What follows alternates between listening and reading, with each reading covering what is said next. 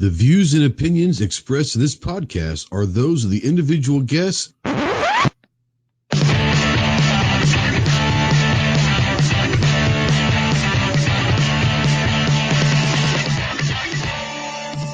If you're a sensitive snowflake that may get easily offended, then turn this off immediately. If you want to hear the real truth about the gun culture, then stick around.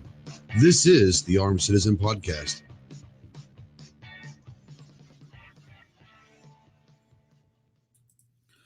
What is going on, my Go Squad? Welcome to the Armed Citizen Podcast Live. Today is Wednesday, November 13th, 2019. We were a day late. I had to get down to the hospital. My dad finally came home from the hospital after a couple of months, and so we got home about 11 o'clock last night. But sorry about last night, but we figured we would do this tonight. We're going to take Clover's spot that now that season 2 of the Next Generation is completed. We stole his spot. So to all you guys out there that are watching live, we're live as always on YouTube. Simulcasting as always over on gunchannels.com. If you're not familiar with gun channels, shit, I don't even know what to tell you anymore. Don't come check us out. The water's not warm. We're complete assholes over there. Today is opposite day, isn't it? Yeah, I think it is. Come check us out on gunchannels.com. It is a good, probably the best 2A, best pro gun community on the internet. Started by G-Webs almost identically 6 years ago. And it was built for gunners by gunners to have discussions just like this. So we want to say hello to everybody out there. If you're watching a replay or listening in podcast form, if you have any questions or comments, go ahead and leave them in the comment section below. We love to hear your feedback, and we love to hear any criticisms or anything you like. If you like what we're having to say, then maybe share this with your friends and share it with people that you also might think would be interested in the discussion. If you're live with us right now in the chat on YouTube, go ahead and say hello over there. And we can't see you if you don't say anything. If you have any questions throughout the show for any of us, tag one of us and we'll make sure that we get those questions answered. Before we get going on the discussion, let's bring in our esteemed panel from Ohio, the budget man himself. Now, let me ask you this. Are you trying to work on a budget car rental deal as well? Because that would make sense. Yeah, right. it'd be a budgets, rust buckets and jalopies are us or something like that. Hey, whatever works. Right? That's about my speed. For you guys that may not know, that is Michael from Budget Guns and Gear Reviews. Check out his channel. Awesome stuff. Check out his podcast, The Ride of the People, which is one of my favorites. And the voice, man, you just call him the voice. It's all we got to do is call him the voice. Thank you. It's great having you on. And our quasi co-host, the tactical virus, leprechaun himself from Texas, Clover. What's up, my man? Hey, dude. It's been long time no see, bro. Been a rough couple of days. Yeah, had fun this weekend. It was awesome. It was a fun time. We for those of you that didn't know and you're under a rock, a bunch of us attacked Tulsa this weekend for the Wanamaker Tulsa Arms Show, and the largest gun show in the world, and the Gun Channels crew was there in full force covering it. And I heard over 26,000 people and over 4,500 tables. And if you guys are familiar, it's an 11 acres under one roof. It's phenomenal. We've been going for years, and we saw. What's that? I don't think it was as busy as it might have been in some previous times we went. That said, you got to realize the amount of people that went the previous times, that attended. So, it would not surprise me in the least if it was in the 20,000 range pretty easily. Yeah, it was. It was, and we were even talking about it Saturday morning. I remember asking you, does it seem kind of light this year? And then about an hour later, about 11 o'clock that morning, it just all of a sudden you look around and there's people everywhere. So maybe they just got a slow start. I don't know. Yeah. And but it was a great show. Some really cool products and good people, good friends that we saw. Got to meet Calaveras for the first time in person. He is a non-robot. So confirmed, yes. But yeah, he is confirmed as a non-robot, and his father and father-in-law were there. Obviously, Snob was there. He lives there. Snob's wife was there. That guy's wife, Snob, Obnoxious, Gizzard Gary, Sarge was there. We met up with 38 Partisan. Weston was there. Star Snoop Dogg was there. And there were a bunch of people. The rumor has it that Tom Selleck was there. I never saw him, but I heard that from several people. Did you hear about that? I didn't hear about Tom Selleck. I did tell you I passed up Hickok, but that's normal. Yeah, he's always there. I mean, and you can say what you want to about Hickok, but he's not there as Hickok. He's there as he walks around, he buys, and he's a gun nut while he's there. Yeah, he actually I about seldom do I ever see him at the bathroom for whatever reason. Yeah, it's strange. I don't know what it is. Yeah. Weston said that he heard from several sellers that a lot of buying was going on for possibly maybe a slow year as far as turnout, but there was a lot of sales, so that's good. That's a good thing.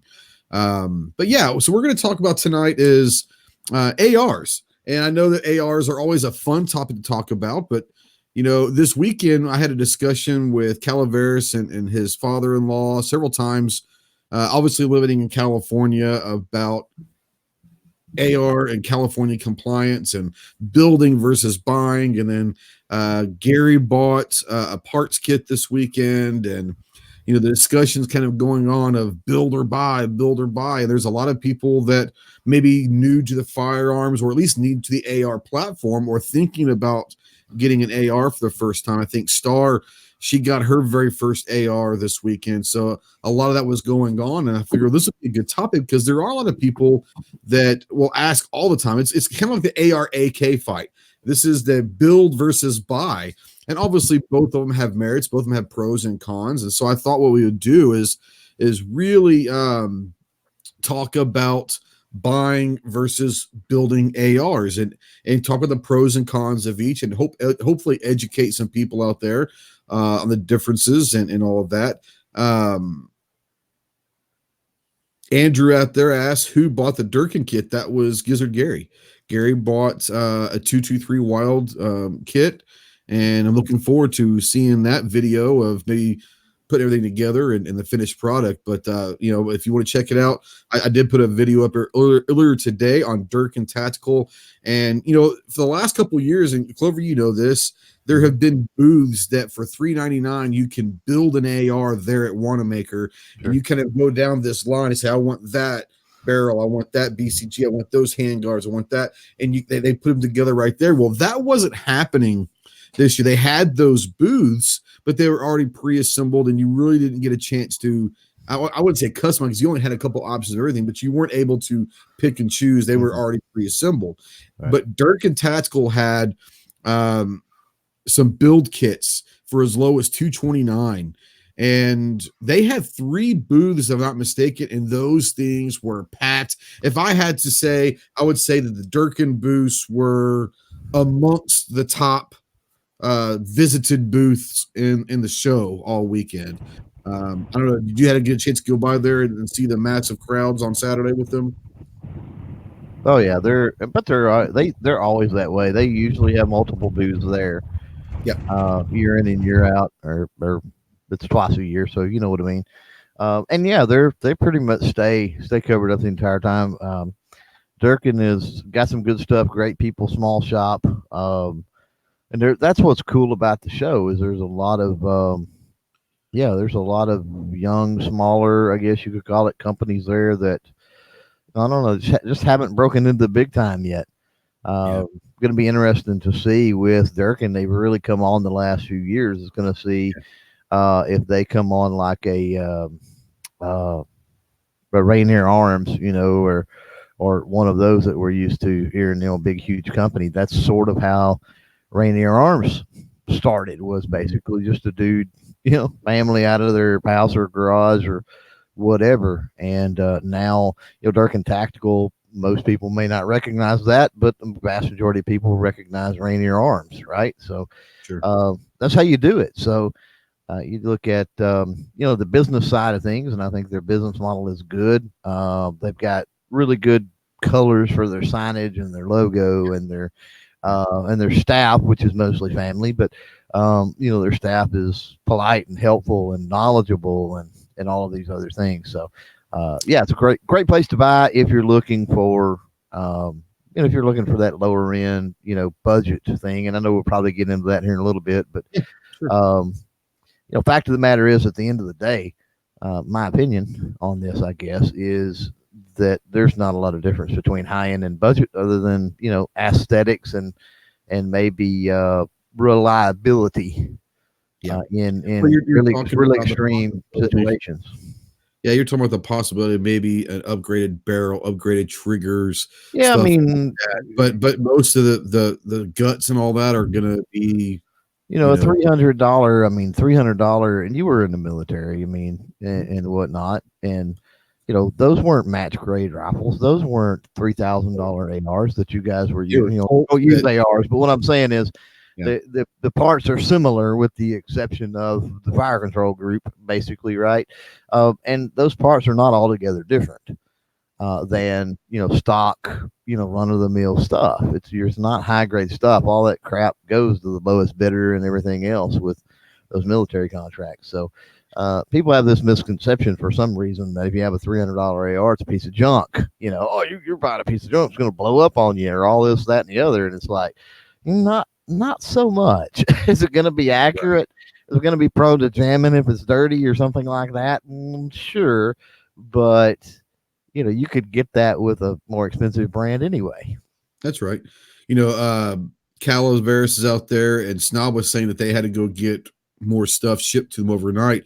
Yeah, because I had talked to them Saturday afternoon about doing the interview and all that Sunday morning, because Sunday morning are typically a little slower.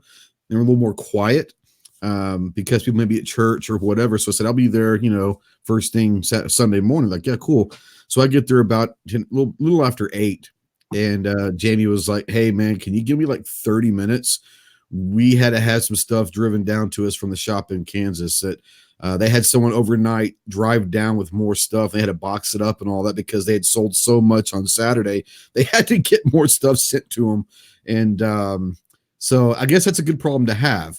And I want to bring in G real quick. G, I know you were at Wanamaker, and let's kind of do a quick follow-up on Wanamaker. But what Clover was talking about earlier is, for a lot of companies, this could be their shot show for the startups and just starting all and trying to get their products out.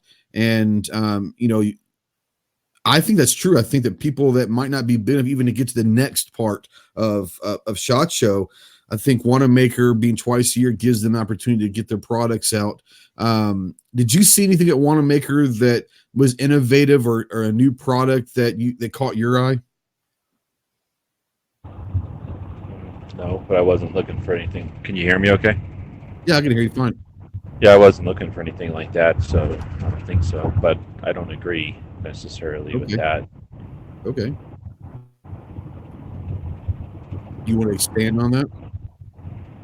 When you go to a show like any kind of gun show, you're going from manufacturer or distributor to end user. When you go to SHOT Show, it's peer to peer. It's industry to industry, so it's a different thing. They're not the same. Well, I hear what you're saying, but what I'm saying to you is, for a company that's just starting out, they're going to have to get some kind of notoriety, get their product out in front of people somehow. SHOT Show. Most people don't start out and go to SHOT Show, though. That SHOT Show isn't for introduction to the industry. That's not what it's for. That's what I was saying, is Wanamaker is maybe a great first step for these small companies. That's kind of what I was saying. So let's get into the ARA build versus buy. There are a couple comments out here that we'll get to. George Washington said he's still stuck on a 20-inch rifle platform in the A4 configuration, preferably with a 1.9 twist, because he used the Black Hills optimized 50 grain TSX. So 1.9. Okay. 1.9 twist with a specific ammo. That's cool. I'd be interested to find out if you use any other weight projectiles and bullets, how that 1.9 reacts as far as overall, but maybe you can answer that in there. Let's see here. Going through here.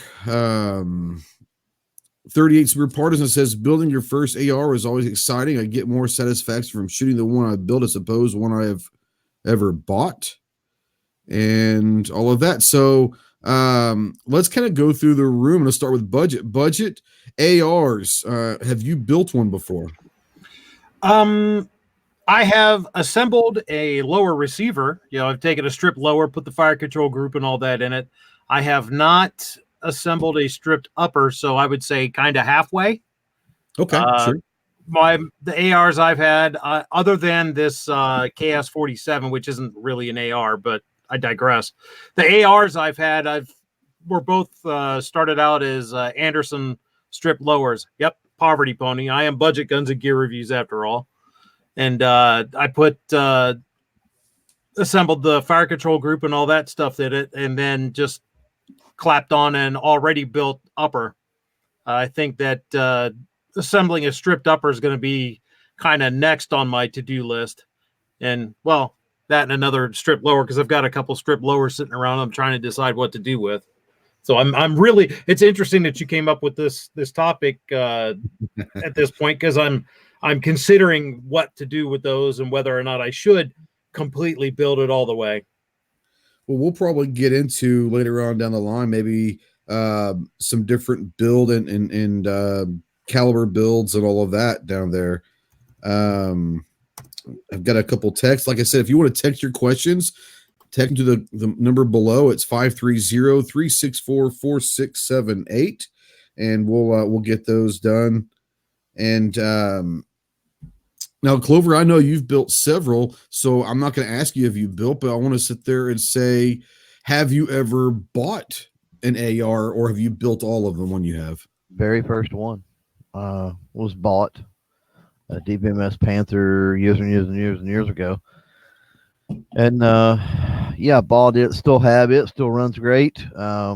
Big fan of the DPMS stuff, quite honestly. Yep.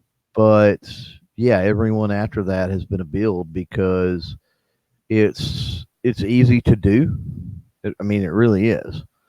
And it's not like custom building a Remington 700 or a Savage Model 10 or something, or building off an old Mauser, building off of an old Springfield 1903 or whatever, right?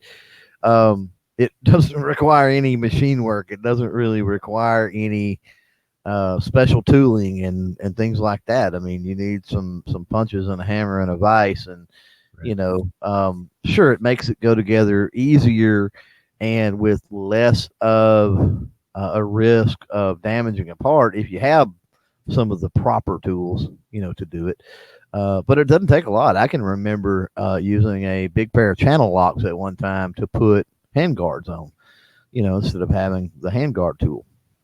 So, it can be done. And the beauty is you can build exactly what you want, because we see it all the time, and it drives me nuts. If you get a good deal on the whole rifle, then I mean, that's one thing.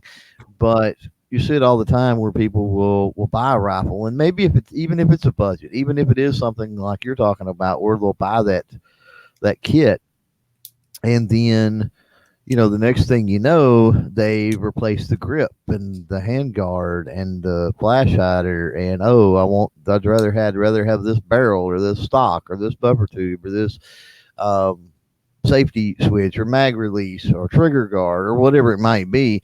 And then the next thing you know, that's $300 AR by the time you buy the 229 kit, and let's say a lower, you got $300 in that, and then you've dumped $400 into the extras to upgrade it. Where if you just bought those parts to start with, you could have built what you want. Now, that being said, sometimes you don't know what you want until you have something to play around with, right? So there's something to be said there that's not, even though I said what I just did, I get sometimes why people do that. Is because they just don't know, and so they go out and they get something, and they decide to upgrade it a little bit at a time as they figure it out.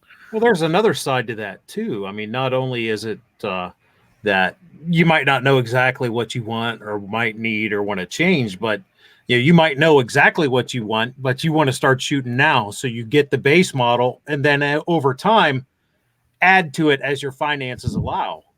Mhm.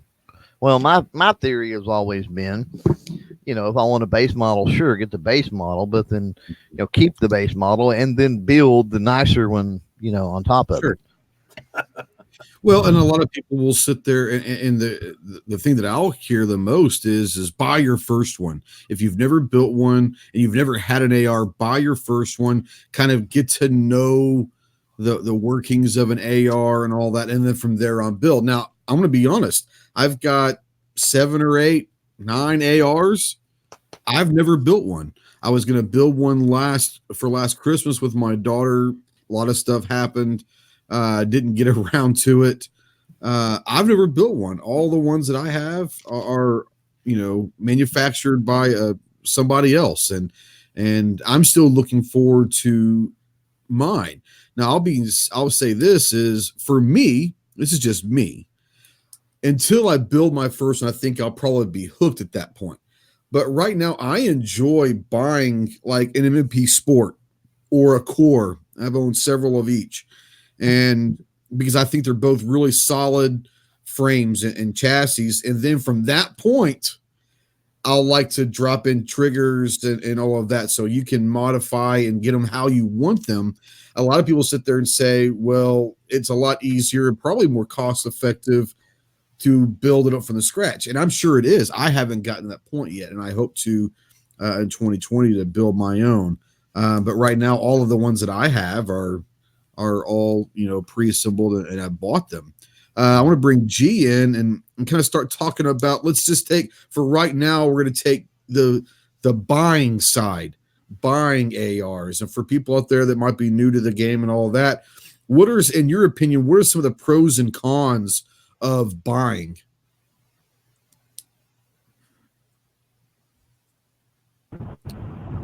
All right, so to answer that question, the pros are that it's already been worked out. I don't agree with a lot of stuff that's been said, and I don't like the ARs for this reason. As far as a platform, I don't agree that just because two parts of the same shape and dimensions that they're the same part. I don't agree with that. So people that think that they put together guns that are equivalent to guns that are put together by a entity that puts them together for a living is not correct. They can say that all they want, and they can live a life where they've never experienced a problem with the gun they put together, but that doesn't mean they put together guns don't experience problems. So just the amount of time I've spent in gun shops at the range, in competitions, I don't know, at gun shows, and that's hasn't been anything recent. It's all a long time ago. And I don't hang out with AR people. I don't not hang out with them, but it's not like I'm only exclusively worrying about ARs all the time. I barely pay any attention to them, and even with my lack of interest, I still understand that those things need to be tuned. That there's all kinds of stuff in their operation that can cause problems, and to dismiss it as a problem here or there is no big deal. Like, nah, if you want to up and with something like an AR where people like to call it their go-to gun for SHTF or whatever. I don't know if I'm still coming through or not because I'm driving. If that's the case, then you buy it. Yeah, all right. Yeah. Well, you buy it so that you don't have to worry about all the working things out, because that's ridiculous. Clover, Mike, I want to bring you guys in. Feel free to just jump in. Pros and cons. We're talking about buying right now. What do you guys think for people out there that are trying to figure it out? I know there are pros and there are cons. In your minds, what are some good pros and cons of buying? Well, I think the immediate pro of buying would be instant gratification. That's just off the top of my head. You have it, you take it out of the box, take it home, you lube it up, and go to the range. Right now, another pro would be that, as G was saying, all the bugs should be worked out of it, particularly if you get from a reputable seller or a reputable builder. That's of buying. Some of the pros of building would be getting exactly what you want. getting a more intimate familiarity with the weapon than you would if you just buy it, take it out, shoot it, clean it. You were more confident that you would be able to repair it if and when something goes wrong. It's just, and then of course there's the whole fun factor of, hey man, I built this myself. Well, I think there's a lot to be said. Obviously, the fun factor of, I built this myself, and that pride and all that. But there is something to be said about, especially if someone's kind of maybe newer to firearms, building an AR first, because you actually have to learn what each part does and how they all, as a machine, work together. And I think that could be fun and obviously educational for someone. But for someone, I'm going to Clover real quick, for someone who is mechanically ignorant and all of that, is building, could building maybe turn someone away from firearms if they try to build an AR and they just don't understand it? I don't think so. I don't think it would turn them away. Come on, you've never dealt with the tricky AR then, obviously. Turn them away from firearms completely because they fail at building an AR. They're like, I'm done with if people keep walking around acting like ARs are just like every single AR is the same, every single part's interchangeable, that's wrong. That's not the case. So I mean, not just calibers and like size things, but like that just doesn't work. That's not real world. So if you tell people that, they go out and you tell them, buy exactly what you want, you're going to save money. They buy exactly what they want. It's completely absurd claptrap. They put it together, Frankenstein gun. It doesn't work, and then they have to start figuring it out. That's an ultimate mousetrap, or what's the word, like quagmire. And they start buying this, and then the guys at the shop are like, I don't know, buy this. I don't know, buy this. And now they've put so much money into it, they've got a lemon. And yeah, they might hate guns completely if they think all guns are like that, and most guns aren't like that. I just see it more of a hatred maybe for the platform. And I mean, we've already got that with guys anyway. No, if you're going to dismiss the facts about the platform as the human who's telling you the facts, then we're not having a real conversation. Well, and I don't subscribe to the premise anyway that, somebody who is new to guns or, new to the AR platform, in other words, their very first needs to be, one that they build themselves. As I said before, my first was a store-bought, right? And I had tons of experience in firearms, obviously life experience and everything else before then. So, my experience with that when I did it was vastly different than a lot of others. So, yeah, if you're not up to the task, sure, go buy one. But, one thing, a pro with buying one is going to be potentially the warranty and support. A lot of the parts that you see out there when you buy kits and you buy this, that, and the other, okay, they're lifetime warranty. I get it, right? But, what if, in the assembly you screw that up, right? It has to do with that knowledge curve or that mechanical inclination curve, like you mentioned, Ghost, and you screw something up in building it. Well, I mean, that's a screw up. So are they going to stand behind that, or they're going to do that? And you don't have to worry about that. So, yeah. But pro is, I guess, for first timers, buy, definitely. Yeah, and there's a bunch of people out there in the chat saying, obviously, it becomes addicting, and I've heard this from everybody.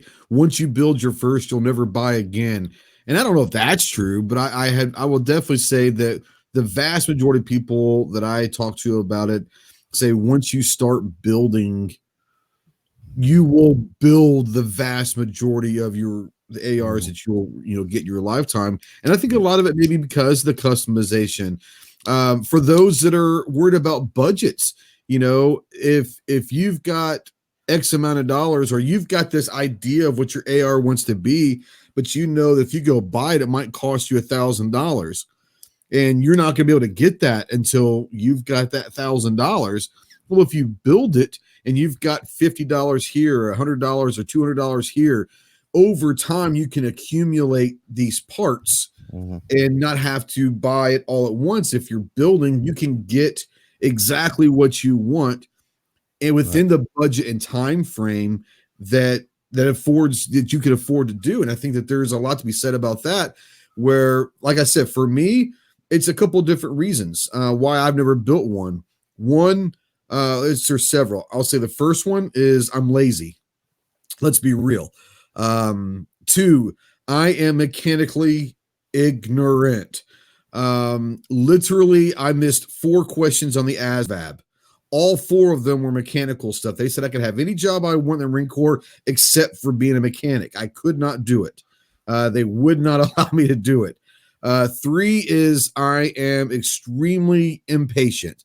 When I have a gun, I want to have it now. And I go buy it. I want to shoot. I can't wait for a month or 2 to get all the parts in and all of that. That's just not me. So for me, I think I represent that side of it, of not being able to wait. I think I represent a lot of people that just want to have fun. But if you're looking to be, and I would say if you're buying an AR for, home defense or just general purposes, I don't think that you're going to have any problem going to find a good AR to buy. You can always upgrade over time and work in triggers or different barrels or BCGs or whatever.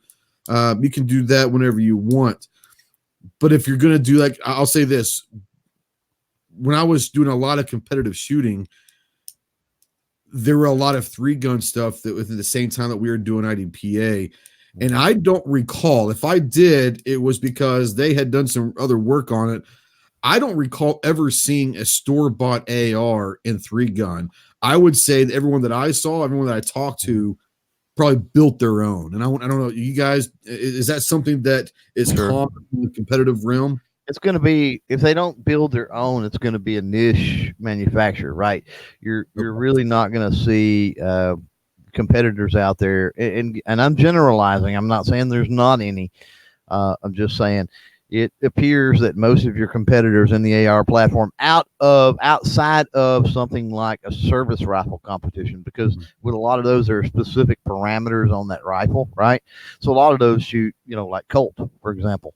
But with a lot of your 3-gunners, you see stuff like the Wilson Combats and the F1s and the Rise and the Black Rain and the, a lot of the there's tons of companies out there. Everybody can probably rattle off a half a dozen, but you see a lot of those in the competition world. Now, those companies are not producing an AR-15 in the same way that your mainstream, what am I thinking? Wyndham, Bushmaster, Colt, whoever, right? They're more of a niche, a more customized, a more custom. It's similar to if you build it yourself. In one part that they do really, really well, almost, Well, it's true too. Yeah.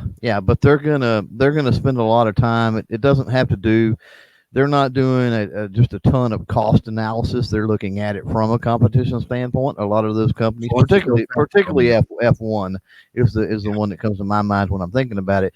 And they're thinking of things from a competition standpoint where a lot of the other companies are not. So they're going to, make sure that certain things are working so certain parts work together and all of that kind of stuff. 2 things that I thought of. One, as far as a pro with buying, and I've seen this, I don't know that it necessarily holds true much anymore, but you got to realize, until 2013, the whole AR thing is fairly new. The what I call the craze, with the AR. And I was into stuff far longer before that. And I don't know that it necessarily holds true anymore, but potentially having especially if you got a receipt for it where you can prove, because that's the thing with an AR, right? Prove that that's the whole gun, right? And that's not just a Bushmaster lower that you bought from Brownells on sale, that you built something off of. It's an actual Bushmaster rifle, right? So, I think that as far as value-wise, as far as potential resale and stuff like that, I think that buying probably has an edge. So if you're into that, collectability type standpoint, you want to make sure that, you can get out from under that investment if you need to, that sort of thing, then certainly buying could hold a little bit of clout there. To to your point with waiting on stuff and price, just the difference in price. I can remember, and it was Sandy Hook that caused this, but I had put in an order for some parts for my 458 SOCOM about a month prior to Sandy Hook, and they were back ordered. Well, Sandy Hook happens, and I shouldn't say hit. Sandy Hook happens, right? And we all know what happened after that. Mm-hmm. And I ended up waiting 16, 18 months or something to get those parts. So completely understand the wait. Now, I'm extremely thankful that I did not cancel the order because those parts were Wilson Combat. And if I had canceled the order and turned around and ordered, I could have ordered somewhere else, but I wouldn't have got obviously the parts that I wanted. But if I would have wanted to turn back around once they came back in stock or whatever, the price was double on those at that point. On top of, compared to, I should say, what I had already paid and put them on back order. So there was no way, I was going to do that. I just rode the time out. But at the time with the 458 SOCOM, the cheapest I could find was a Rock River. And was it a Rock River? Yeah, I believe so. And it was about $1,400. And you're talking about, by the time it was said and done, complete. And we're going to geek out on parts here a little bit for those out there that are not familiar. Heck, go look them up or type in the chat or comments below or whatever. But the upper was all Wilson Combat with the exception of basically the handguard, which was I'm trying to even think now of the company. They still make stuff, but it's a very expensive handguard. And I had to go that route because of the gas block and simply finding something that cleared the big, huge glass block that was on the thing. And still be low profile. But, like I said, with the exception of that, you're talking about a Wilson Combat upper and pretty much an all spikes lower with, just, I don't know, run of the mill Magpul, buttstock and grip, of course. But, yeah, $1,400 on the Rock River, and I ended up building that 458 SOCOM with that grade of parts in the upper. To me, the upper is the most important part. For $800, something like that. I mean, $600 savings. Now, granted, you go back to the whole thing of having that knowledge. That was definitely not my first AR build, and I done. It was also a niche caliber. Still in this caliber in a way. So, there was homework and research and other things that went into that to figure stuff out. Same applies. G-Web's hit on it earlier when he talked about, being able to, tweak things and work out kinks and stuff like that. He was talking from the manufacturer side of things, but that's also handy that you're dealing with a platform that if you have that knowledge and education and skill and those tools that you can do that. And, the one that I go back to, which was also not one of the first ones that I ever built, was one of my 300 Blackout SBRs. That thing is tweaked. I've got that thing tweaked. It's freaking unbelievable. The amount of stuff I've tweaked out on that to be able to basically built for to run, subsonics as quiet as any AR. I'd put it up against any AR-15 out there as far as the noise that comes out of and off of that thing, firing subsonic ammunition. And, it's able to cycle ammunition as slow as 650 feet a second. And that's insane. If you've played around with ARs and loading and other things, that's insane to be able to cycle that light of a load out of an AR-15. So also good for people that might be worried about over penetration as well, Yeah, especially for like a home defense scenario. I mean, you're talking about being able to get tweak things to the point that you're reliable and you're at a pistol velocity, right? So, you're able to run a 220 grain, 245 grain, 265 grain in something like, say, it's a 300 Blackout in a pistol configuration. Let's say you don't got to have to go SBR like me. A pistol configuration, tweak that down, put a suppressor on that thing. That can be your home defense. You don't got to worry about the potential of blowing your ears out. I mean, blowing your ears out is a risk that a lot of us take, as opposed to losing our life, right? If somebody was to break in on us, that's a no-brainer. But you could build something like that, put a can on it, and then it'd be super freaking quiet. You don't have to worry about that, and still hit with the with the energy and everything of something like a 45 ACP, certainly a 40 S&W, and more so than even a 9mm. Yeah. So if you guys got a bunch of questions out there, we will get to them. I'm going to start with this one. Budget to bring you and G in, or Clover, whoever. But start with budget. Patrick wants to know, so what are the problems that make building AR hard and not running right? The only thing I have experience with would be not putting your fire control group in properly, making sure your springs are in there right, so that your pins don't walk out and all that good stuff. As I said, I've never built an upper, so I have no idea on that one. Okay. G, what about you? What are the problems of building AR and not running right? What are some of the classic things that could drive people nuts? Buffers are wrong, the dwells are wrong, the parts are the wrong size and whatever, so you get all kinds of gas mismatches on, what's the word? Well, anyway, the gas tube, you can have leaks on the carrier. There's all kinds of this, like, as many things that are nice about the AR can be problems with an AR. Yeah. Well, excuse me. And I think there's a lot of talk about mil spec stuff and all that. And one of the great things about the AR is it is the most modular, rifle out there. You can get pretty much any accessory that you want. You can have it on. If you want, I don't know, a blender on there, you could probably figure out a way to mount a blender on your AR. But it's a very modular platform.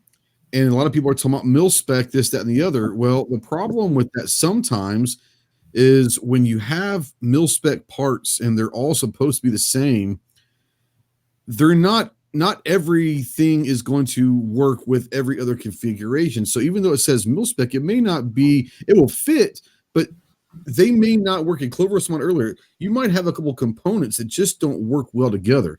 You might have a barrel that doesn't work with this bolt carrier group or whatever. There are different things that you're going to have. So I'm talking out of my ass a little bit because I've never really, like I said, I've never built an AR, but I've been around a lot of people that do. And a lot of them will say that if you're building for the first time, you're going to have some agony. You're going to get frustrated. But I've also heard that when you get done, there's very few things that are more rewarding to know that you built this thing. And Budget, you've got something in the inner chat you want to bring up? Go ahead. Yeah, one of the reasons I haven't built a stripped upper is because I have zilch nada idea of how to address head spacing when you're building a stripped upper. None. So if anybody could let me know about that, that would be wonderful. Hell, point me to a YouTube video. Great. Something that's understandable anyway. G, Clover, you want to help them out with that one? My opinion is you don't. You're buying quality, decent stuff. That barrel is head spaced off of the extension, which is built onto the barrel in any AR barrel you get. And so if you've got a decent quality barrel and a decent quality bolt, and especially if they're like the same brand, you ain't gonna have no issues. Just throw that sucker together, torque it down, and go. Okay, good. See, didn't know that. I was worried about nothing apparently. Jacobs had sent a text, wanted to know our thoughts on using ARs to hunt. I don't hunt, so but I will tell you this, that a bunch of my buddies here in Arkansas do. I think I'd say that obviously the vast majority are going to be using bolt action rifles, but there are some that will use AR platforms, and especially depending on what they're hunting. They'll definitely use ARs for maybe a little smaller game and all that, but being one that doesn't hunt and all that, Clover, Budget, G, hunting with ARs. You guys probably have more experience that I just don't hunt. Yeah, I mean, if you're talking about game animals, it is a thing. I mean, you can't at all say that it's not a thing because it is. I have trying to think. I mean, other than 300 blackout, I mean, see that a lot because of being able to hunt now with suppressors. And so you don't disturb. I mean, there's nothing more aggravating than having the drop on, a nice deer or something like that, and you're on a lease or whatever it might be, and 3, 4 food plots or whatever over, somebody cuts down on a deer over there, and the deer having your sights is now run off because of that noise. Yeah. And so, uh, it just helps. I mean, it helps with not having to worry about your ears and damaging your hearing and hearing protection, and just so many perks. And to really take benefit of that, the 300 blackout is one of the better calibers to do that. That being said, as far as non-suppressed, my youngest daughter, she hunted with an AR. That's pretty much all that I can think of she ever hunted with. We built her one for I think her 14th birthday. So she had, several years, 5 years, 4 or 5 years or something of seasons or whatever of hunting on that thing. And yeah, with the distance we were talking about here in Texas, yes, we are able to utilize any caliber that is center fire. So we don't have the weird restrictions. Some states do restrict caliber, so you got to be careful with that. Yeah, you got to be careful. I know with that. Michigan's like cut in half. Like on half the state you can use certain calibers. Mm-hmm. On the southern half of the state you can only use certain calibers. It's a weird thing. Oh well, Ohio only relatively recently began allowing us to hunt with centerfire rifles that have a straight walled cartridge. Yeah. So I have yet to do it. That's one reason I'm thinking about building another. I'm thinking about building a 350 Legend or something like that, so I can hunt deer with an AR. Right. Well, I want to, because Jacob's out there yelling at us. He wants to know our thoughts in all caps on the 45 Colt as a hunting round. I don't know of a 45 Colt in an AR platform, but that I guess was just a generic question. My mom hunts with a 45 Colt in one of the circuit judge revolver rifles, so it'll do it. It'll get it done. Depends on your distance. I mean, if you're much further than like 100 yards, maybe 100 and a quarter, I probably wouldn't. But in their situation with where they hunt in the lease and everything, 75 yards is about max for them, and that little rifle does fine. Calaveras is out there talking about his 20-inch 25-45 sharps cost him $550, H-bar stainless barrel with 5R rifling. It's a hunting rig and not a precision rig, and that's something that you also have to take in consideration as well. What are you going to use your AR for? Is it hunting? Is it for competitive shooting? Is it for home defense? Is it self-defense? Everything's going to have a different way to build it or to buy. You're going to look for specific things.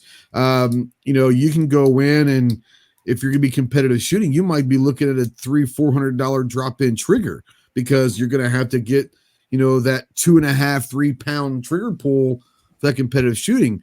But if you're going to be using it for home defense, that 5.5-6 pound pull might be, a bit better. You don't have to go spend $300 on a drop-in trigger.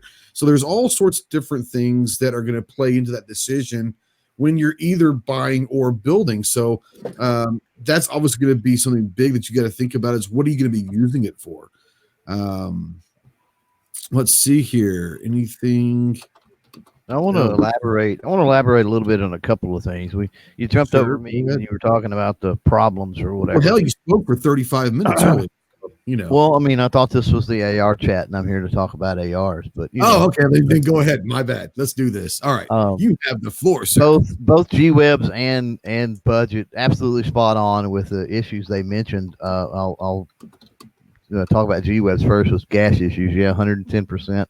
That's probably the most common that I see. So if you have a problem with stovepipe, and if you have a problem, you really want to fire that thing. You want to see where your brass is going. It should, within reason, pile up on you in a certain spot. That's how it should work. If you've got an issue, go to the gas first. spray you some, you can do all kinds of things from spraying you some soapy water around the gas block to, some things like that. If you take the gas block off, you should be able to tell, because that's hot gases. So you should be able to tell where it's, that it's leaking through and stuff like that. Don't scrimp on a gas block. I'll say that.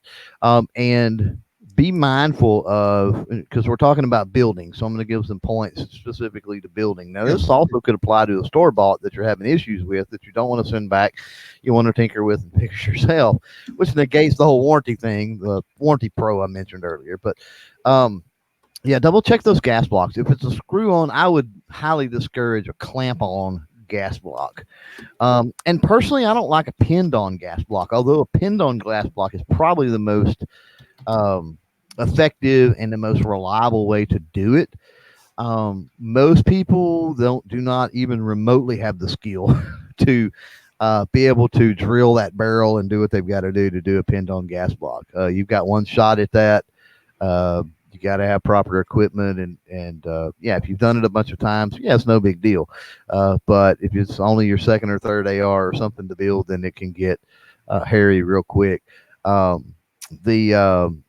The screw on gas box, the lock screw, make sure that, because most of your barrels are not dimpled. So a little tip for that is to get that gas block lined up, take the screws out of your gas block, mark that barrel, and then take your drill press or whatever and divot right into that barrel. That way, when you screw that gas block on and it starts to pull tight, it doesn't try to walk one way or another around the, what is the word? The radius, right, of that barrel. And so that helps too. Another thing to keep in mind and to check, because you're talking about mass production on all of these stuff, whether it's the whole rifle or the parts. With your bolt, doesn't take much, just basically a little keeper pin or whatever, and you can take the bolt out of the carrier and all of that. Check those gas rings on your bolt. Make sure that the gas rings are staggered. They'll have a little gap where they go around. It's just a little, I don't know. It's almost a complete circle, right? But there's a little bit of gap there. And so make sure those gaps are not lined up. Make sure all that's staggered, because in shipping and rattling around and whatever, who knows, vibration could actually line those up and cause an issue. So a couple of things to look for with gas issues out there.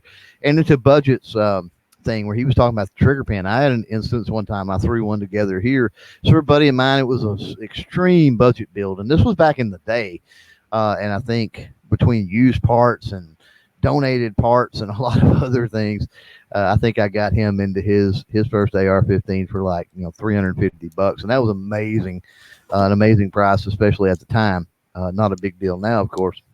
And he come over and I walked him through it. I helped him. We threw it together and run out there on the range and run a magazine through it. Okay, cool.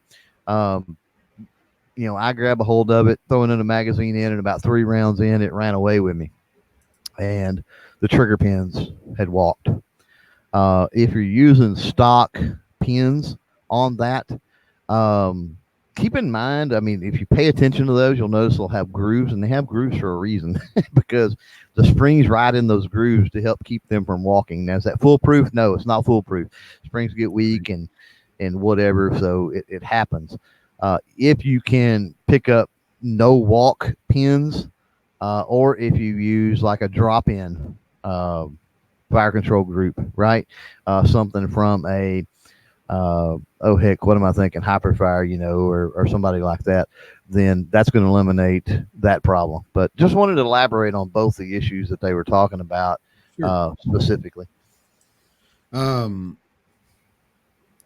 want to bring up something that's been talked about in there, and we were talking earlier about mil-spec and the different parts working together. And a lot of people were talking about maybe thinking about getting your BCG and your barrel from the same manufacturer. That sounds like that would be smart, but is that something that you should do, or does it really matter in the grand scheme of things? It's optimal, but as many ARs as I have and have built, that has not been an absolute rule. And we're talking about dozens I mean, several hundred probably that I either own and or have built. And they've all run fine for the most part. I mean, we're talking about headspace type issues, right? Sure. Issues related to the barrel and the bolt. I mean, we're not talking about stupid gas issues or, things like that. But never had a single issue with anything like that out of any of them. So, is it optimal? Sure. I'm going to say it's optimal if you have the option and you're able to do that. Sure. That being said, there's a lot of barrel manufacturers out there that don't sell bolts. You know what I mean? So, depending on what you do, I mean, if I'm going to get a match grade barrel, for example, from let's say Schilling, well, Schilling don't sell bolts. So, what do you do? I mean, you get a quality bolt. If I'm going to get a match grade barrel, I'm obviously going to get a quality bolt and carrier group, and that's what I did on that, and I ain't got no problem. Hadn't had any issues. Yeah. So let me ask you guys this. I'm gonna bring in budget and G as well. And let's say you've got $500. Okay, $500 because that can get you like a ATI or like a Diamondback, a DPMS that you were talking about. Some of the lower end starter budget ARs. If your budget, let's say, is $450 to $500 or something like that, in your guys' opinion, I'm bringing budget and G also into this, but if you've got $500, is it better to buy one of those budget entry level ARs or to go and build your own that you might be able to get more for the money? You guys, G, I'll bring you in first on this one. So you know what Harbor Freight is, that store? So you can go to Harbor Freight and you can buy a drill press, and it's going to look like a drill press, and it's going to work like a drill press, and it's going to accept drill bits, and it's going to have an on and off switch, and it's going to have a cord on it. Now, it's going to work for a lot of people as a drill press, but there's also drill presses that are made by companies who build drill presses for people that manufacture machines and stuff. And those drill presses are at a different level, and that's how ARs are. So what we're talking about at a $500 level is a Harbor Freight drill press, and you're asking me like, what kind of Harbor Freight drill press is going to be perfect for what you really want a gun for? And the answer is nothing. These are hobby, so let me ask you toys. These are Matchbox cars. When you buy a $500 AR, you're buying a cap gun that is for a kid to play in the yard or to look at, but it's not a useful tool for anything. Well, I beg to differ. I think that a $400 AR can, depending on who uses it, can be extremely efficient with. Obviously, a fire extinguisher can work once, and it can be a $10 fire extinguisher. Okay, so let me phrase this a question that you might actually answer for me. Is if you have $500 and you want to defend your family with it, would you buy or build? Buy. Okay, thank you. All right, budget. You're not going to buy a $500 AR though. Okay. Budget. What about you? The approach I took was to get an Anderson strip lower, and I bought a build kit from Kari's Guns, and it had the parts, the strip lower parts and buffer tube and buffer and all that good shit in the upper and everything, bolt carrier group, everything, and I was right around 550 all told. Yeah, I remember just assembled the strip lower and put everything on it, and it's worked. I have had to change the buffer on that because the buffer was shit.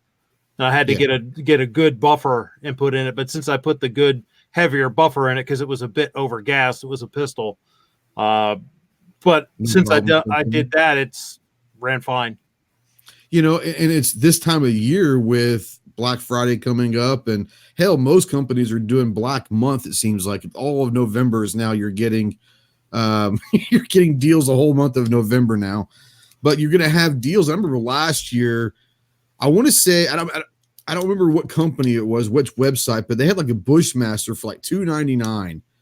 And at midnight, I think there were like 5 of them. There's only 5 of them and all of that. But you can find great deals. But I bought last year anticipating me building my first, I bought 3 Anderson lowers from PSA. I think I got them for like $29 or something during that sale. If you're looking to build, this is the time of year to really kind of get into it, because you're going to be able to get almost sometimes even double the value in parts and components for the price that you would in July, because of the time of year and the holiday season coming up. So if this is something that you're interested in, be on the lookout in the next week, probably even now. Go on to Sportsman's Guide, go on to PSA, all these different places. Find out what an assembled, already manufactured AR is going to cost. Find out what the different parts you might be able to custom build for a $900 AR for $600. And that might obviously be well worth it compared to a cookie cutter AR that you buy from a company. That's up to you. But, this is the time of year that you're really going to start seeing some deals. So, and make sure that you use somebody's affiliate links for that. Just saying. That's right. My affiliate links are on my website. If you want to go check those out, you're more than welcome to. Sportsman's Guide's great. PSA's over there. Brownells. Go check them out, and go check out these other guys' affiliate links as well. Support everybody. But yeah, they're going to be find mine on my website as well. There you go. I'm sure, I know Clover, you can. G, support everybody that you can. And it's something, so if you're going to buy anyways, that little bit of support goes a long ways when you use affiliate links. So check those out as well. Clover, to bring you in, same question. $500 at this point, even though someone may not have any experience in building it, there are obviously thousands, if not millions, of videos out there that can show you how to build an AR. So I'm going to base this off of Kingpin. Kingpin mentioned something out there. I'm going to base my answer. Yes, he did. Tailor my answer around what he said. And All it's past. I missed it, but he said something about take your $500. If you need it now, buy it now. If you can save you money for a couple of months, buy a more expensive one. I'm going to say, screw that. I'm going to say, if you have the capability, like some people do, some people can't save money, right? Some people can. If you have the capability to save money, spend $500 now, save for 6 months, and then buy, and you've got a second one. That's what I'm going to tell you to do. If it's your first and you don't have any experience and you're going to have to watch YouTube videos and stuff like that, I am not going to sit here and tell you I'm a fan of that in a home defense situation. For a range toy, even hunting or something like that, I don't necessarily have a problem with that.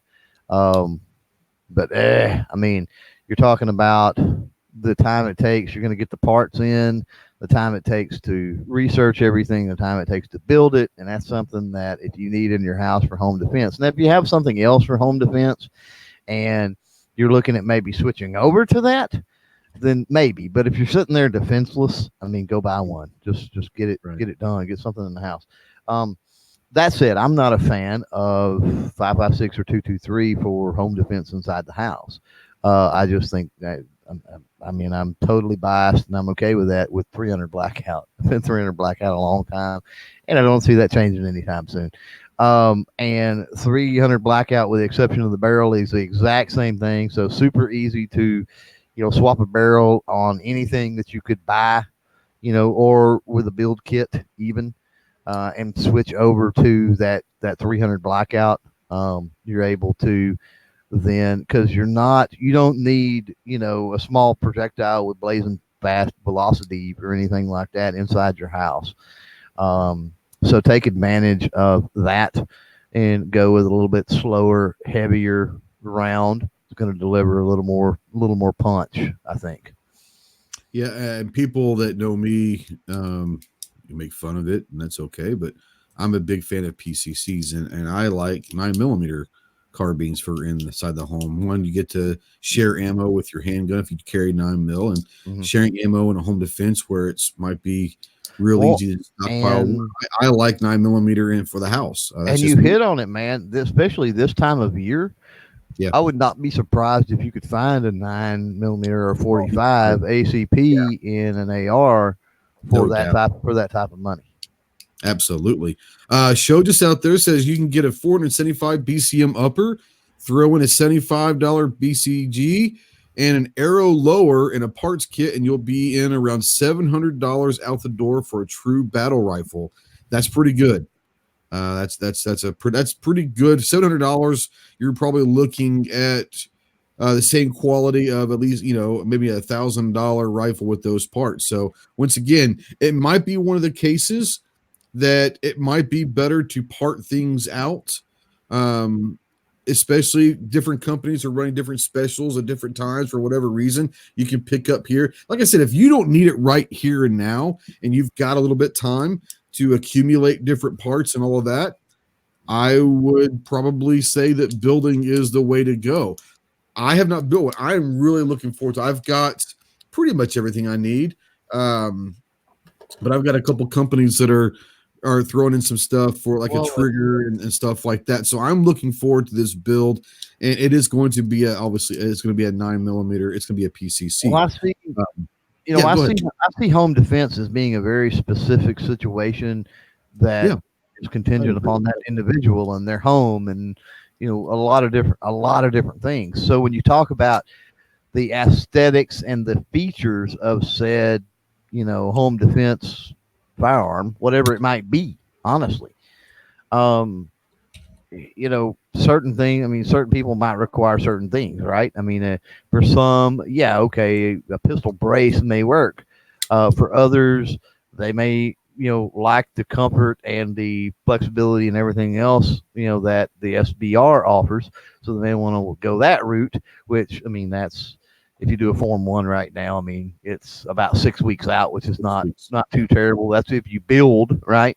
If you're going to buy, then you're waiting like everybody else for a freaking year, which doesn't help you in a home defense situation.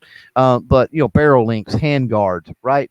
All of that kind of stuff, depending on how you need to maneuver around your house or where you need to store that to get to it quickly, or, all of that weight, all of that could come into play. So, taking that $500 and saying, okay, well, here is my list of criteria of what I need this particular firearm to be. Finding one that fits all that criteria for $500 may prove difficult. And so it may be a little bit easier to build that. But I go back again, if it's your first time and all that, for Pete's sake, at least find somebody that's built a bunch, find somebody around your area personally that that can, stand over your shoulder or whatever and help you out. I do not recommend people going along unless they just have to. The odds are you can get on social media, you can get on the Facebooks or the MeWe's or the whatevers, and find groups and find people in your area and find somebody that's built 10, 20, 30 ARs, and say, hey, you want to come over? I'll buy you a case of beer and you can, drink beer and stand over my shoulder while I build this. I don't advocate drinking beer while you're building. We're not advocating drinking beer and messing with firearms on this channel whatsoever. Well, the dude drinking the beer is not going to be messing with the firearms. He's just going to be watching. But yeah, exactly. No, you're right, because one of my buddies out there off the X, Lance, we shoot a lot together, and he builds all the time. And when I do get to the point where that build's going to happen, I'm going to be leaning on him quite a bit to show me some different things and make sure that I'm doing it right. And that's, like you said, there are people out there that built hundreds of them that, and most people in the gun community, if you're new to us, the gun community for the most part is very, very accepting, especially with newbies. And they want to make sure that you get done the right way. So please reach out and help someone. I've built them for barbecue, and I've built them for steak dinners, and I'm not a beer drinker, but I've certainly I will build ARs for food. I think I had a sign like that one time. Patch got there, which I love the avatar, by the way, for people who don't realize that is Nolan Ryan beating the shit out of Robin Ventura back in the 90s. And if you're a Dallas boy like I am, that was awesome. So anyways, love the avatar. But Patrick says, so you have two ARs. One is a PSA $500 and the other is a $1,500 FN. They both have shot the same amount of ammo, thousands of rounds, and beaten up the same. They both still work and shoot good. What's the difference? Good question. And we run this through the room. In that situation, is there much of a difference besides maybe the quality of some of the steel used? Is there a big difference between, let's say, a $500 or $600 M&P Sport and an FN that's $1,500? Is there a huge difference? I'm going to say probably the wear and tear. If you get down to actually measuring, the wear and tear is going to be more so on the PSA for a couple of reasons. And that's talking about because of the quality of parts. First of all is metallurgy. Second of all is tolerances, right? If something is built with tighter tolerances to start with, then as it wears, I mean, it's going to end up having, potentially less wear over time. And then the next has really nothing to do with reliability, but I mean, the elephant in the room when you're talking about PSA versus FN is the ROI, the return on investment. If you needed to, sell it or whatever, I mean, the FN is going to command a little more of your money back. Yeah, I think Clover hit the nail on the head. Metallurgy. That's going to be the biggest factor in that. That's going to determine everything else, how everything wears, barrel life of the trigger parts, life of everything is going to be the metallurgy that's used. They're going to use better quality steel in the FN than they are in the PSA. So if you're talking thousands upon thousands of rounds, there's a huge difference. If you're talking occasional shooter and it mostly sits in the gun safe or in the closet just in case of the bump in the night, not really any. Yeah. Blitz out there saying, I have a 10.5 223 and love it, but from his reading, 8.5 is the optimal to the AR-9 due to the rounds. Mm-hmm. I think 8.5 is a solid one. I personally like the 10.5, even for a 9mm. My 9 is a 10.5. But the next one will be a 10.5 as well. And I think that depending on what you're using it for, if you're using that 9 for home defense, a truck gun and all that, to be honest with you, you're talking about using within 25 yards at the most. I don't think that the barrel length is going to have much to do with that distance and at that range that's going to have to worry about. I don't really read a whole lot of stuff like that. It tells the optimized lengths. Maybe the 8.5 compared to the experts would be a better length for a 9mm or a PCC. But like I said, I've got a 10.5 and I've had zero issues with everything. So I like a 10.5. I think it really comes down to what fits better for you. What's best for you. Well, it gets into a couple of things when you start talking barrel length, and we're talking the 9mm is what we're talking about, but it could apply to anything. The longer barrel, I mean, to an extent anyway, you've got a cartridge that's going to burn powder, right? And it's going to burn powder until it, the powder either all burns or it blows what's left out the end of the barrel because it doesn't have any more barrel to contain it for it to burn, right? Yeah. So getting into a little bit of reloading type, stuff, you've got what they call, optimal for complete burn. And a 9mm, 8.5 is going to be about right for complete burn. Now, does that mean that you can't run a 16 or a 7 or whatever, or 10.5 or whatever? No, it doesn't mean that. And there's perks to running those, because I don't know on a 9mm, for example, but at some point, all of that powder burns. You've got maximum, energy velocity happening going on, right? Because of the barrel length. If you shorten that barrel, you're going to have less velocity. It's just the way it goes. At a certain point, it's going to run out of powder, and it doesn't matter how long the barrel is at that point. It can't gain velocity once it's burnt all the powder, right? So as long as it might not be that good to begin with, just because it's 20 inches long, the 9mm cartridge. I mean, that's just not right. That's probably not optimal to begin with. So So I mean, people have got a lot of hangups on that, and okay, if you're suppressing, that makes a difference, right? Because if you're suppressing, or if you don't want as much of a flash, let's say, right? Then if you're suppressing or you don't want as much of a flash, then much as a flash, I mean, a longer barrel is going to help with that. As far as suppressing, I mean, that can help with flash too. But as far as suppressing, I mean, if you don't burn all of that powder, right? then you've got less of a boom basically going on. That could be potentially easier to suppress. So there's give and takes either way on that. And I think people get really hung up on that. Where I come down on the whole barrel length, really for me has to do with the profile of the finished product of the whole package, right? It's like, is this short enough that I can handle You're it? only talking the chemistry. You have a gun that has to operate, and it's gas infringement.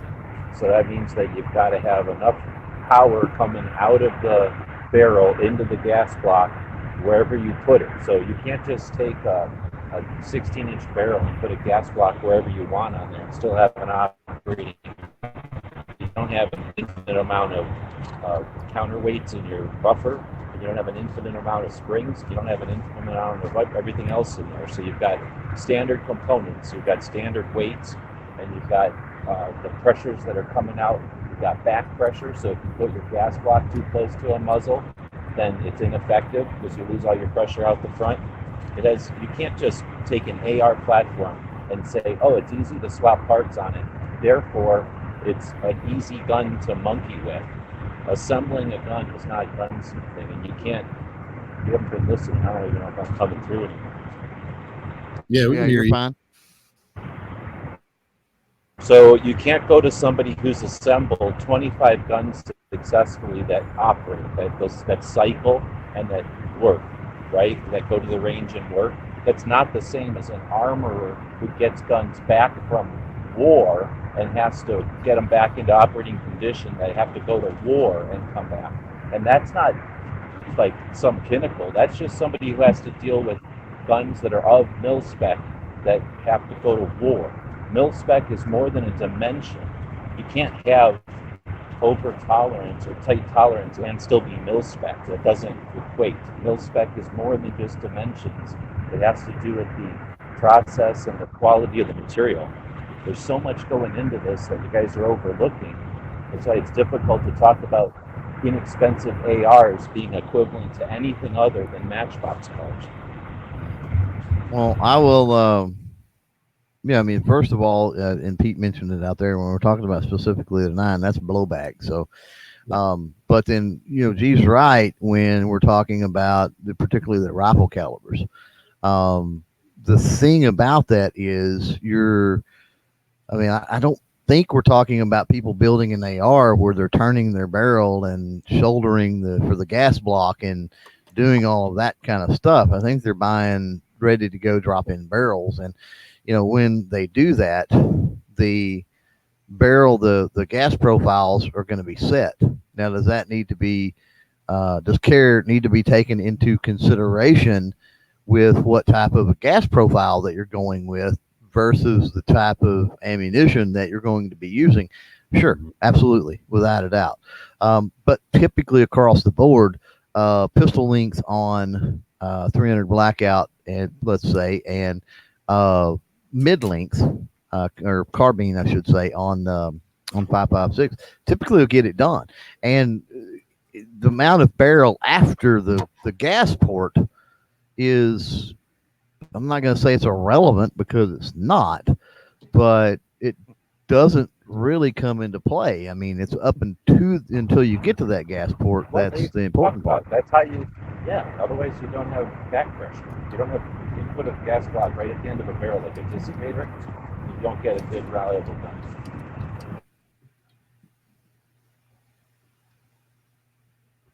That's why crinks have those blast chambers instead of muzzle devices. They have back pressure. I can barely hear what he was saying. Anyways, so yeah, let's talk a little bit before we start kind of closing the doors real quick. Clover, I want to bring you in, and if G, you want to jump in on this, you can, because Budge and I can't really answer this, but for someone that is looking to build their first AR, are there some components, whether it's barrel or BCG or a lower or whatever, are there different components that you would say, hey, you definitely need to go look at this with your experience? They just seem to be better than others. Is there something out there that you would recommend?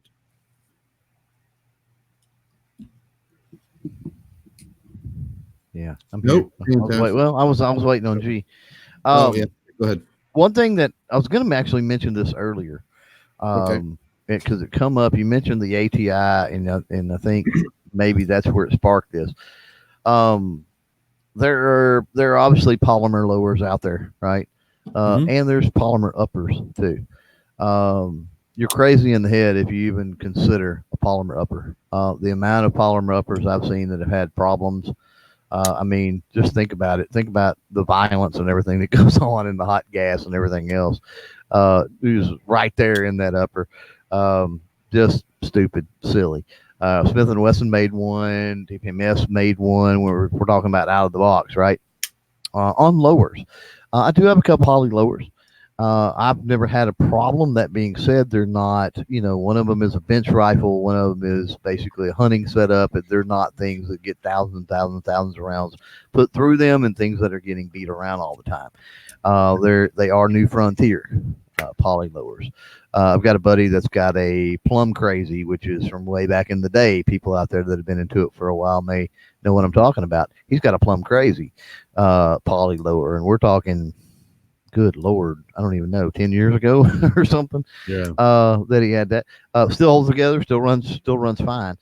So, I get it. The stupid thing about the poly lower to me is you can get an aluminum receiver nowadays for what you can the poly. So it really makes no difference. And the weight is negligible. It really is. But if you're crazy, if you're going to be all snobby about weight and stuff like that, then, whatever, I guess go ahead. There was a question out there, not a question, but maybe a comment that talked about the forge. And they said, well, what, just because it's a different brand doesn't mean that these parts didn't come from the same forge. And when we're talking about a lower, one of the things is how that lower, okay, it all came from the same forge, sure, but how was it completed, right? The pinholes could be a little bit bigger or a little bit smaller. And we're talking about, literally thousandths of an inch. But that could make a difference if you've got the potential for vibration, you've got the potential for metal on metal, you've got the potential for wear, if things don't fit together the same way or properly or whatever, and that could exacerbate an issue with wear and cause, let's say, fire control group pins to walk or whatever. So to answer your question directly, I guess you're talking about if you're going to build one, recommendations on companies, I guess. Yeah, I just think trying to give people out there some ideas of where they would start. A lot of people sit there and say that the barrel, the BCG, these are the heart and soul of the builds. Mm-hmm. Is there a BCG out there, or a barrel, or a lower, or something? Is there one out there that you could send someone to say, hey, if you're looking to start, this through history has been a proven product? Yeah. Like I said, I've always been a fan of DPMS parts. It kind of depends on that question to me, because I'm an alternative caliber guy, right? All of my builds, I'm not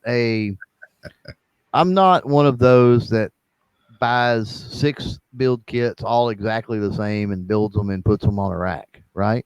Yeah. Every one of my ARs look totally different. They have a totally different purpose. I've utilized totally different parts because of that purpose. They really are purpose driven. And so, it's going to come down to the parts you're going to look for. It's going to come down to your purpose. There's certain things that you're going to build around depending on, depending on just what you're looking to do, quite honestly.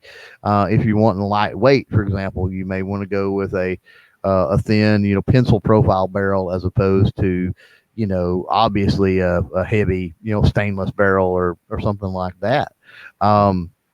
If you're looking to potentially, cut weight and things like that, I mean, different handguard options you've got, and what type of stocks you attach. That's mostly all aesthetics, and we're talking about running internally. So yeah, I mean, it's going to be so specific, I guess. To me, I think the most important part probably is the barrel. And I say that because you can tweak things like I mentioned earlier. You can kind of tweak things. You can even open up a gas port in a barrel, and that's something I should have mentioned when we were talking about that. And I've had to do a lot of that, God, a ton of that back in the early days with 300 blackout. They just really didn't get. People did not get. They made, first of all, they made carbine length gas systems for 300 blackout, and also they were just using a standard gas opening that they would on a 5.56, and they didn't understand that the 300 blackout, that just was not optimal, wasn't going to work, even when they moved to pistol length gas systems. And so there is some tweaking like that if you're having, need to play around and modify that dwell time and deal with gas issues, that you can do regardless. But if something's up with the rifling, or something is up, we talked about headspace, something is up with that barrel lug, with that barrel extension, then you're kind of screwed. I mean, there's really not anything you can do to tweak on that, right? So I would definitely say, spend money on a decent barrel. As far as thinking of brands, good Lord, the brands that come to mind are going to be expensive, and I don't want to throw it out there and say, okay, you need to buy a Schilling barrel or a Green Mountain barrel, or a Noveske barrel, or but if something. You're going like to spend more money on parts, that's one of them you would probably want to spend a little bit more money on. But I would pay attention to the barrel, because that's not buffer springs you can tweak, buffers you can tweak, carriers, bolt carriers and groups you can tweak. There's certain things you got, trigger springs and hammer springs and things like that. Even triggers and hammers you can polish. That's one thing I do. I've never personally ran aftermarket triggers on any of my ARs. I do my own trigger jobs, and it's always worked. It's worked out great. So, but yeah, there's things you can do with everything else with that. And going back into what whoever it was that mentioned about the forge, right, with the uppers and lowers. Yeah, there can be minor differences. I mentioned that earlier, but I don't know. There's not really I don't put a lot of thought into, as long as it's a reputable brand, that you can go Aero Precision, you can go what am I thinking? What's the Anderson? You can go PSA. I've went Bushmaster on lowers before. I've went even New Frontier. We talked about the polymer earlier. They built an aluminum version as well. Went with some JD Machine lowers. Any type of a lower, aluminum lower. I think you're gonna be good for the most part. Like I said, maybe a little bit of variation with pins or something like that potentially. But I mean, when you can buy Andersons and stuff like that for what, $30, $40 or something like that. I mean, good God. If they run, then it's kind of hard to complain about that a little bit. So, I wouldn't necessarily create a build around an upper or a lower. I think if I was going to pick a part, probably the barrel would be what I would say, because we've talked about links, right? We've talked about gas systems. We talked about all this other stuff having to do with barrels. So I think barrel would probably be your central part. There you go. Well, guys, this has been a great conversation, and I hope that somebody out there that might be getting into firearms and ARs and wanted to kind of dive in, have questions about that. I hope maybe we've answered some of that over the last hour and a half and all that. I'm going to start with G. G, do you have any closing remarks or anything you want to comment on that's been talked about, and maybe plug what you're going on right now? I don't know. Can you hear me okay? I can hear you fine, yeah. So I think to do anything on that last one, the barrel is an AR-15. Everything else is just components that make the barrel happen. So the barrel is what you buy, you spend all your money on, and I would buy it from BMC, Bravo Company, or BCM, Bravo Company. Bravo Company, yeah. Or Wisconsin. They make guns for war fighters, so that's a big recommendation. And then the forge garbage that's been going on for a long time. I keep using the analogy on the orchard. I can barely hear you now, G. I kind of went down the hill. I don't know if I get better when I come out of the hill or up the hill. Well, it's not the quality; it's just the volume. I can't. If I'm moving closer, is that better? Yeah, that's better. Yeah. Okay, I'm trying to hold the mic away from my ears. I got you. So when I think of an orchard or an apple tree, and when you get apples off of an apple tree, they're all from the same tree, right? So they should all be exactly the same. But we all know that's not the case. Some apples are going to look perfect and be pristine, and other apples are going to not. They're going to look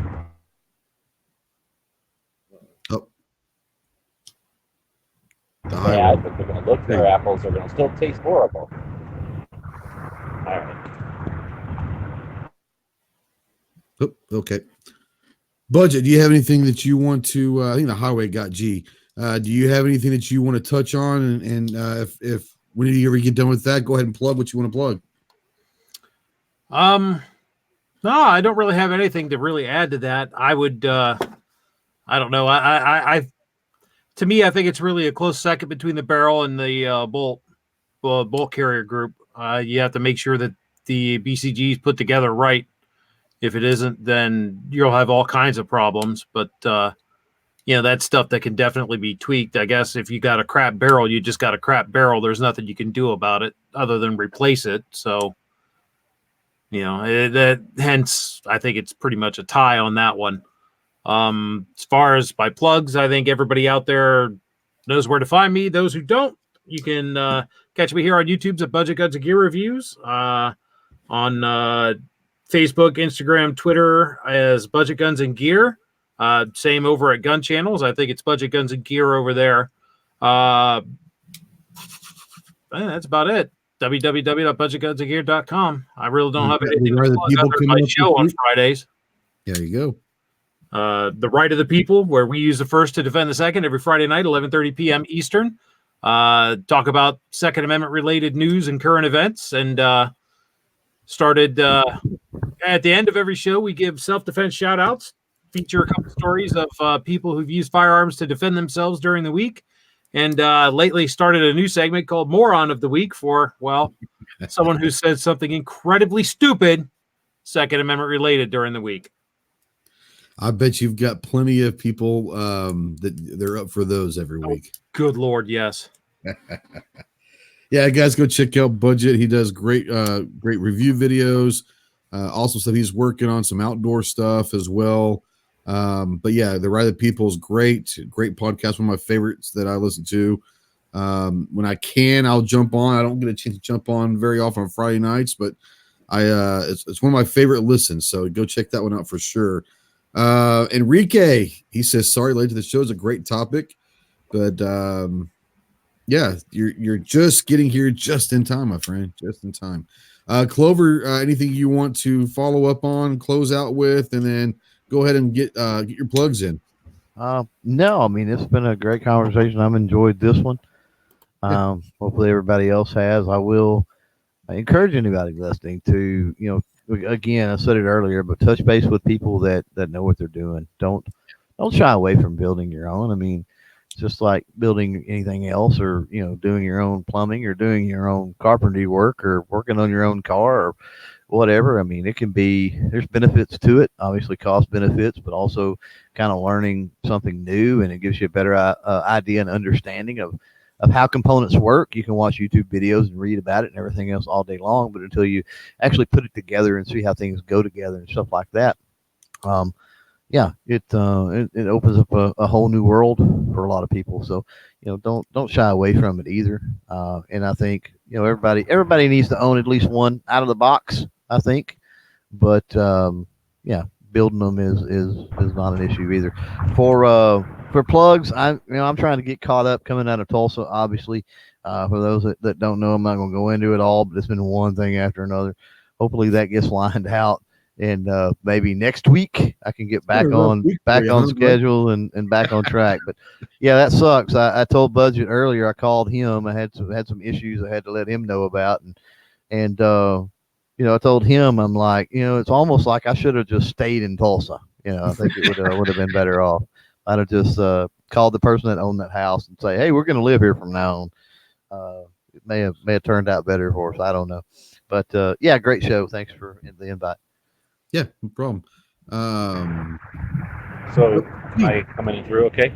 Yep, I hear you now. Yep. Everybody keeps acting like if you buy a gun, that you're somehow missing the magic of building one. Guess what? If you own one, you can take it apart and you'll have all the parts sitting there. And guess what? They're exactly the same amount of parts that are necessary to put it right back together. And you can get all the experience and pleasure of putting it right back together. So you can take any gun apart and put it back together. That's a great point. It really is. No, that's a great point. I don't know. There are some guns I'd be really, really afraid to take apart and put back together. I would probably. No, you're right. You're 100%. But you can always stop when it gets crazy, right? You can go, I'm going to take it apart. Oh, this gets a little bit. Maybe I'll wait, or take it to a shop and say, hey, can you help me take apart the trigger and put it back together? And most of the time they're going to go, yeah, let's do that right now. Yeah, and I think that and I'm going to say this, that the answer to the question of the topic is build or buy. There's not one answer. It's depending upon what you want, what your budget is, what you're looking to do, what you're looking for your experience to be. If you just want to go and have a gun tomorrow that's going to run, that could go to be a range toy, be a home defense toy, or a home defense weapon, buying is great. If you want the experience of the building and the mechanical side of things, and really kind of customizing something right then and there to what you want it to be, then building. I think it really comes down to, the answer is yes, build and buy.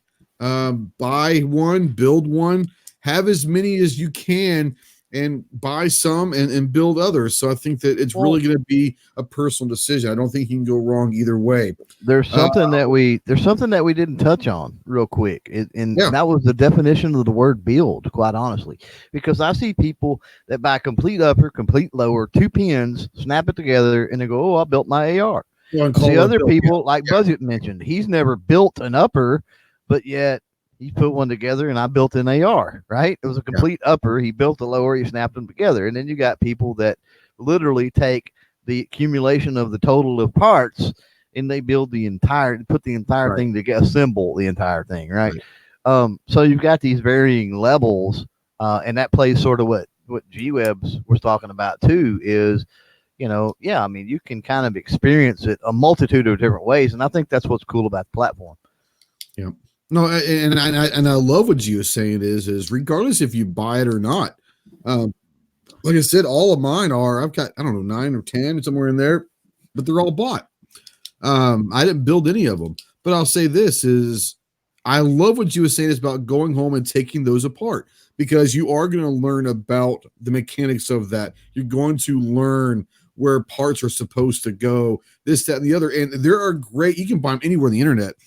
But you see, they have them for different guns. They have them for ARs and all that, but they've got gun cleaning mats that you can take apart an AR, and it's got a little diagram of that part, and you can literally put it there. And you'll have, next thing you know, you have this AR laid out part by part. And do some research, learn what each part does, what it's responsible for, and why it's important to the whole aspect of that AR firing when you pull a trigger. That's very educational itself. So yeah, absolutely. Even if you buy it, do take the time to learn the different parts and what they mean, because the next time that you do build one, then you might have a better understanding of what the parts are for and all of that. So thank you to everyone that watched live. The conversation out in the chat was wonderful as well. Sorry, I might not have gotten to everyone's questions. If you definitely want a question, go ahead and email it to live@ghosttactical.us, text it, or did she jump back in? Or leave a comment below and ask that question. I'll make sure I get answered. If you're watching or listening in replay, email us or write that in the comments below. Go check out all these guys, their channels, their projects. They're phenomenal. They're doing great work. And we will catch you on the flip side. We'll see you soon. Semper Fi.